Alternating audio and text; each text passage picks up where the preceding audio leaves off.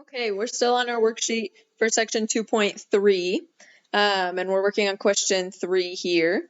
So we've got A union B minus C, and we want to create a Venn diagram for that. So first off, notice that we've got 3 sets. So when I draw my Venn diagram, we're going to need 3 circles, and they need to have that proper overlap.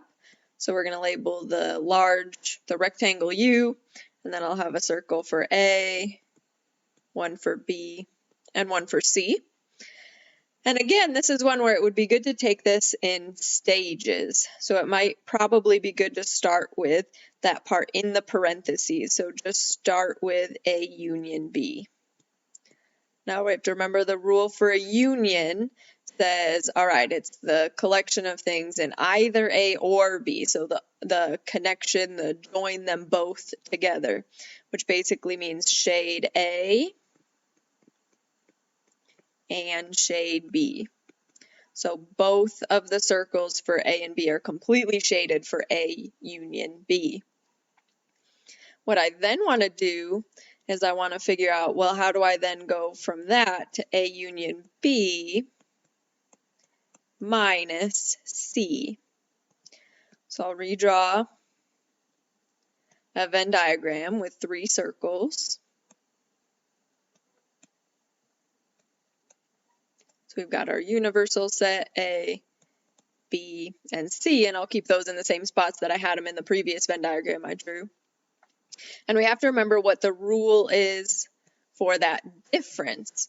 So when we were talking about the difference, remember it means that we want to be in the first set, but not in the second set. So we want to be in A union B, but not in C. So I want to be in this shaded portion from over here, in here, but then I want to be outside of the circle for C. So any of the parts of it that were in C, I'm now going to, it's like I would be erasing that shading, if you will. So we're going to get rid of any of the parts that were in C. So nothing in C is shaded. So this would just be A union B minus C. All right, let's take a look at the next one. I've got A complement intersected with B. A complement intersected with B. Taking a look at that, what we're going to see is, again, let's do 2 different pieces. So let's look at, well, what does a complement look like? Now in these Venn diagrams, we're really just dealing with an A and a B, so I can just draw 2 circles. So we've got a circle for A and a circle for B.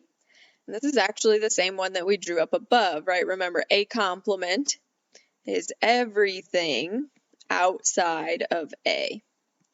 So everything will be shaded except the circle for A is left unshaded. And then let's think about, what does the Venn diagram for B look like?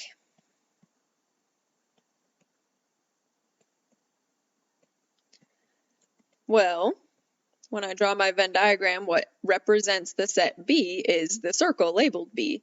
So the set B would be all of that circle B. So then the intersection between those two, A complement intersect B, well, remember an intersection says take what is in both of them, take the overlap. So we're going to look at those 2 pictures and we're going to try and see what is shaded in both of the pictures. Well, this we can't shade any of the part of A because that's not shaded in the first picture. And then in the second picture, I don't want anything outside of B shaded. So if we take a look at all the different regions, we'll notice the only one shaded in both is just this portion of B that's outside of A. So it's just kind of that crescent moon portion of B would be A complement intersect B.